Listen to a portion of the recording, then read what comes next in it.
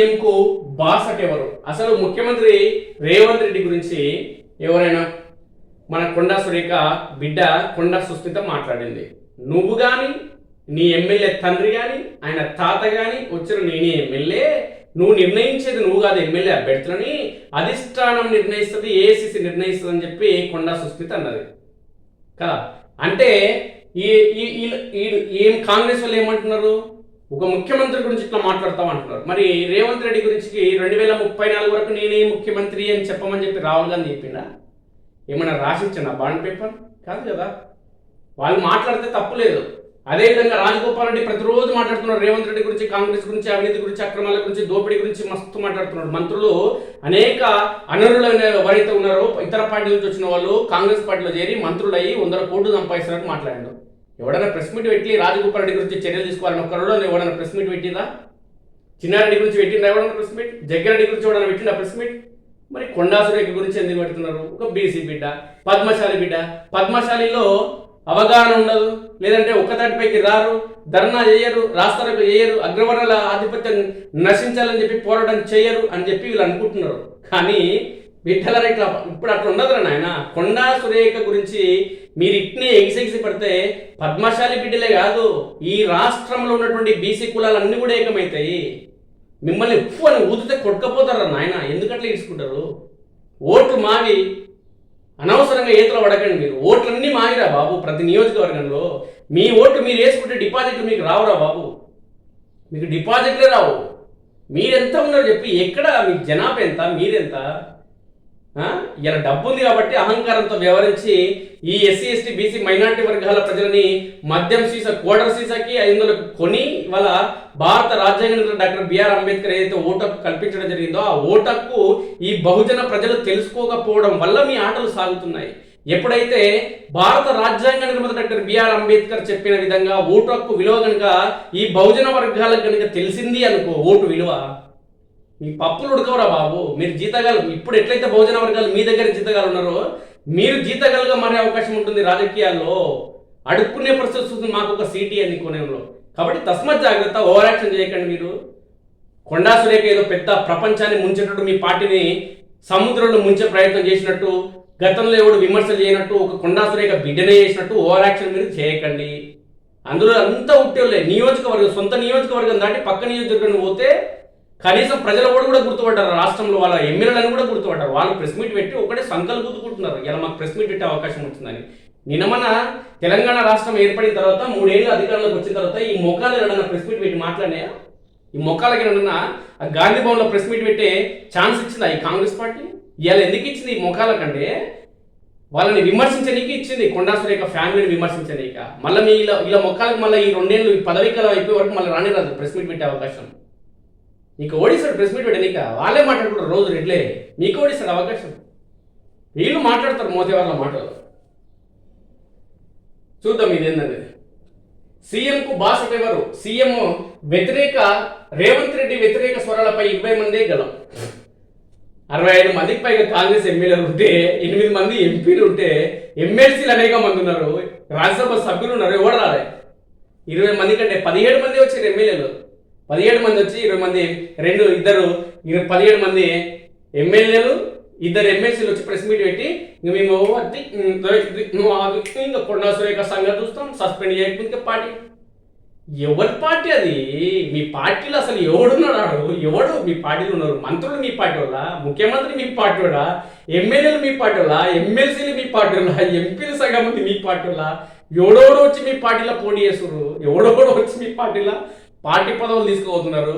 ఎలా మా పార్టీ తప్పు, మా పార్టీ గురించి తప్పు మాట్లాడి సస్పెండ్. ఎవడున్నారు మీ పార్టీ వాడు? అలా సుఖమైన పిల్లలు. అసలు మీ పార్టీలోకి పదవులే వస్తలేవని చెప్పి ప్రతి నియోజకవర్గంలో పంచాయతీ జరుగుతుంది. మీ పార్టీలో ఉన్న వాళ్ళకి పదవులు వస్తలేవని చెప్పి ప్రతి నియోజకవర్గంలో నిజమైన కాంగ్రెస్ పార్టీ కార్యకర్త కన్నీరు కారుస్తున్నాడు. మీరేమో సంకలు గుద్దుకుంటున్నారు ఒకరిద్దరికి పదవులు వచ్చిన తర్వాత. నిజమైన కార్యకర్తలు ఇవాళ కార్యకర్తలుగా మిగిలిపోయారు. నిజమైన కార్యకర్తలు ఇవాళ కాంగ్రెస్ పార్టీ అధికారంలోకి వచ్చినా సంతృప్తిగా లేరు. నిజమైన కార్యకర్తలు ఇవాళ కాంగ్రెస్ పార్టీ అధికారంలోకి వచ్చినా సర్పంచులు కాలేదు. నిజమైన కార్యకర్తలు ఇవాళ కాంగ్రెస్ పార్టీ అధికారంలోకి వచ్చినా ఎంపీటీసీలు, జెడ్పీటీసీలు, అదేవిధంగా ఎంపీపీలు అవుతామన్న ధైర్యం వాళ్ళకి లేదు. అసలు వాళ్ళకు నిజమైన కార్యకర్తలకు ఇవాళ బీఫామ్ వస్తుందనే నమ్మకమే లేదు. నిజమైన కార్యకర్తలకు ఎమ్మెల్యేలు కాలేదు, వాళ్ళు ఎంపీలు కాలేదు, ఎమ్మెల్సీలు కాలేదు. నిజమైన కార్యకర్త ముఖ్యమంత్రి కాలేదు. ఇవాళ మీరేదో మీ పార్టీ గురించి మా పార్టీ అని సంకలు గుర్తుకుంటారు. అసలు మీ పార్టీ వాడే నాకు అర్థం కాదు. కొండాక సురేఖ గురించి ఇలా మాట్లాడుతున్నారు మోతవారులు. తెలుస్తుంది రేపటి నుంచి బీసీల దమ్మేలు తెలుస్తుంది మీరు ఇట్లా ఓవర్ యాక్షన్ ఇస్తే. చూద్దాం. మీ 65 మందికి పైగా కాంగ్రెస్ పార్టీ ఎమ్మెల్యేలు ఉంటే వచ్చింది 17 మంది. కన్వలు ఏడుకోయారు అంటే సీఎంకు వ్యతిరేకంగా ఉన్నారా కన్వలందరూ? వ్యతిరేకంగా ఉన్నారా కన్వలందరూ? లేదంటే కొండా సురేఖకు అనుకూలంగా ఉన్నారా? కాబట్టి మీరు ఓవర్ యాక్షన్ చేయకండి, జరా సంకలు ఎక్కువ గుద్దుకోకండి. రేవంత్ రెడ్డికి మద్దతు అనేది ఎక్కువ ఏం లేదు. ముఖ్యమంత్రి సీట్లో కూర్చున్నాడు కాబట్టి ఆయన మాట్లాడుతున్నారు. ఆ సీటు తుసుకున్నదనుకో ఆయన దగ్గరికి, ఆయన ఇంటి దగ్గరికి పోయి డోర్ కొట్టుడే ఉన్నాడు. అటువంటి పరిస్థితి, అంత కోపం ఉంది అందరికి కాంగ్రెస్ పార్టీలకు. రేవంత్ వ్యతిరేక స్వరాలపై 17 మంది, దీంట్లో 20 17 మంది గెలం. మిగతా ఎమ్మెల్యేలు, ఎమ్మెల్సీల నుంచి స్పందన కరువు. మంత్రులందరి మౌనం. దీని వెనుక ఆంతర్యం ఏంటి? సుస్మిత వ్యాఖ్యలతో బయటపడుతున్న విభేదాలు. అచ్చ కాంగ్రెస్, పచ్చ కాంగ్రెస్ తో వేడెక్కిన రాజకీయం. సీఎం రేవంత్ రెడ్డిపై సొంత పార్టీ నుంచి విమర్శల దాడి జరుగుతున్న వేళ ఆయనకు బాసటగా నిలిచే నేతలెవరన్నది ఇప్పుడు కాంగ్రెస్ లోని ఆసక్తికర చర్చగా మారింది. మంత్రి కొండా సురేఖ కూతురు సుస్మిత చేసిన వ్యాఖ్యలు రాజకీయ ప్రకటనలు సృష్టిస్తుండగా తాజాగా 20 మంది ఎమ్మెల్యేలు, ఎమ్మెల్సీలే ముఖ్యమంత్రికి మద్దతుగా బహిరంగంగా గలవం విప్పడం ప్రాధాన్యత సంతరించుకుంది. అంటే ఇందులో 17 మంది ఎమ్మెల్యేలు, 2 ఎమ్మెల్సీలు.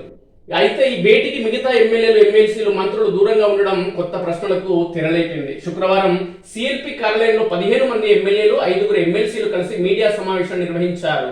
మంత్రి కొండా సురేఖతో పాటు మునుగోడు ఎమ్మెల్యే రాజగోపాల్ రెడ్డి, మాజీ మంత్రి, అదేవిధంగా చిన్నారెడ్డిపై పార్టీ అధిష్టానం చర్యలు తీసుకోవాలని వారు డిమాండ్ చేశారు. సీఎం రేవంత్ రెడ్డి లక్ష్యంగా చేసుకునే వరుస విమర్శలు వస్తున్న నేపథ్యంలో పార్టీ క్రమశిక్షణను కాపాడాల్సిన అవసరం ఉందని స్పష్టం చేశారు. సమావేశంలో ప్రధానంగా ఉమ్మడి నల్గొండలో ఏం లేదు మిత్రులారా. ఇలా బాధ ఏంటంటే ఒకటే, కొండా సురేఖను తప్పించాలి. ఎందుకంటే బీసీ మంత్రి ఉన్నది, ఆమె పోయిందనుకో ఇంకొక రెడ్డి మంత్రికో, దొర మంత్రికో ఒకరికి మంత్రి పదవి వస్తుంది అగ్రవర్ణ కులాలకు అని చెప్పి ఇలా బాధ, అంతే ఏం లేదు.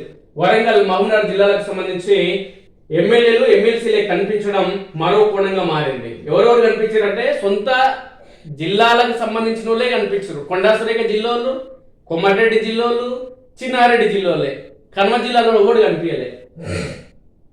వీరికి తోడు ప్రభుత్వ whip MLC Balmoor Venkat, Khanapur MLA Vedma Bojju మాత్రమే ఉన్నారు. దీంతో సీఎం చుట్టూ ఏ ప్రాంతాల నేతలు సమీకృతమవుతున్నారన్న దానిపై రాజకీయ వర్గాల్లో చర్చ మొదలైంది. అయితే సమావేశానికి వచ్చిన వారి కంటే రాని వారి విషయంలోనే ఆసక్తి నెలకొంది. ముఖ్యమంత్రిపై సొంత పార్టీ నేతలు విమర్శలు చేస్తున్న తరుణంలో మొత్తం కేబినెట్ ఎమ్మెల్యేలు, ఎమ్మెల్సీలు బహిరంగంగా స్పందించాల్సిన అవసరం ఉందన్న అభిప్రాయం వినిపిస్తుంది. అలాంటప్పుడు కొద్దిమంది మాత్రమే సీఎం కు మద్దతుగా నిలవడం, మిగతా వారు మౌనం వహించడం రాజకీయ వర్గాల్లో తీవ్ర చర్చనీయాంశంగా మారింది. మరింత ఆజ్యం పోసిన పరకాల నియోజకవర్గ అంశం కూడా వివాదానికి మరింత ఆజ్యం పోసినట్లు రాజకీయ వర్గాలు భావిస్తున్నాయి. వచ్చే ఎన్నికల్లో ప్రస్తుతం ఎమ్మెల్యే రేవూరి ప్రకాష్ రెడ్డి మళ్ళీ పోటీ చేస్తారని నియోజకవర్గ ప్రజలు ఆశీర్వదించారని సీఎం రేవంత్ రెడ్డి కోరడం, దీనిపై మంత్రి కొండా సురేఖ కూతురు సుస్మిత వ్యతిరేకత వ్యక్తం చేయడం రాజకీయంగా ప్రాధాన్యం సంతరించుకుంది. అయితే టికెట్ల కేటాయింపు అనేది ఎవరి వ్యక్తిగత నిర్ణయం కాదని, పార్టీ అధిష్టానానికి తుది నిర్ణయమని పిసిసి అధ్యక్షుడు మహేష్ కుమార్ గౌడ్ ప్రకటించడం మరో చర్చకు దారి తీసింది. ఇదిలా ఉండగా కాంగ్రెస్ లో ఇప్పుడు అచ్చ కాంగ్రెస్, పచ్చ కాంగ్రెస్ కూడా చర్చ మొదలైంది. పార్టీలోని కొందరు సీనియర్లు సుస్మిత చేసిన వ్యాఖ్యలను ఖండించకపోవడం పైన పలు అనుమానాలు వ్యక్తమవుతున్నాయి. అంతేకాకుండా ముఖ్యమంత్రి రేవంత్ రెడ్డిని బలహీనపరచాలని బయట పార్టీతో పాటు సొంత పార్టీలోని కొందరు నాయకుల కుట్ర ఉందని ఒకరిద్దరు ఎమ్మెల్యేలు ఆరోపించడం ఇప్పుడు చర్చనీయాంశమైంది. అధిష్టానం కట్టడి చేసేనా?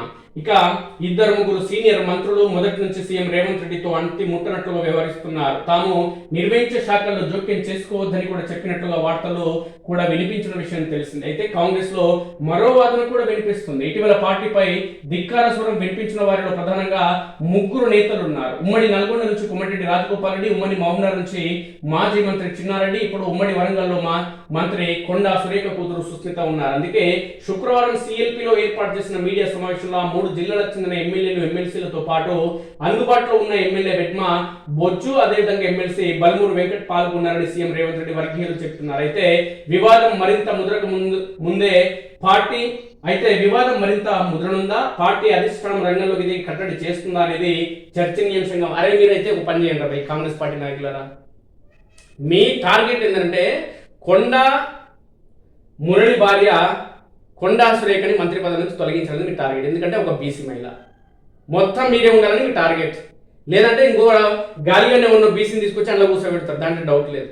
కానీ ఆ గాలిగాడ మాకు అవసరం లేదు, బలమైన నాయకురాలు కొండా సురేఖ ఉండాల్సిందే. ఒకవేళ కనుక మీరు ఆమెని మంత్రి పదవి నుంచి కనుక తీసేస్తే బీసీల దమ్మేంటో మీకు తెలుస్తుంది రా, ఇది మాత్రం గ్యారెంటీ.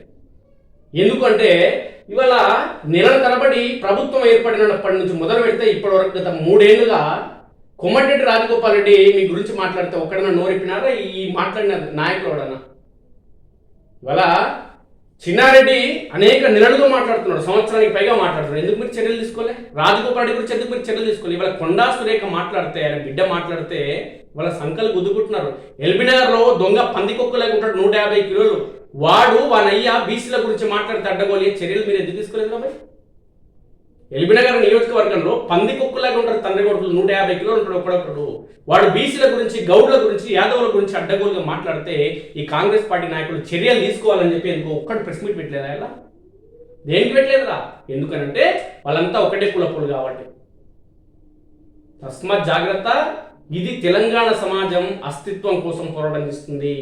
ఆకలితోనే ఉంటుంది కానీ అస్తిత్వం కోసం ఖచ్చితంగా పోరాటం చేస్తుంది. ఆకలి భరిస్తుంది కానీ అస్తిత్వం కోసం మాత్రం భరించదు. అస్తిత్వం కోల్పోతుండే, వ్యక్తిత్వం మీద దెబ్బతీస్తుంటే ఈ తెలంగాణ ఊకోదు. అందుకోసమే సీమాంధ్రుల మీద పోరాటం చేసి తెలంగాణ సాధించుకున్నది. అదే అస్తిత్వం కోసం కేసీఆర్ తెలంగాణను తెచ్చినని చెప్పినా కానీ తెలంగాణ ప్రజల అస్తిత్వం మర్చిపోయిందని చెప్పి కేసీఆర్ని గద్దెదించి ఇంకోడోడో గాలి గన్నారంగడు ముఖ్యమంత్రి అయిన పర్లేదు కానీ కేసీఆర్ ముఖ్యమంత్రి కావద్దు అనుకుంటే కాంగ్రెస్ పార్టీ అధికారంలోకి వచ్చింది అంతే తప్ప కాంగ్రెస్ పార్టీ ఉద్ధరిస్తుందని చెప్పి కాదు. కాబట్టి తస్మాత్ జాగ్రత్త. ఇంకొక అధికారం వచ్చింది, దీన్ని ఉపయోగించుకోవాలంతే తప్ప మీరు సంకల్పం గుద్దుకుంటే మాత్రం కరెక్ట్ కాదు అనేది సుస్పష్టం.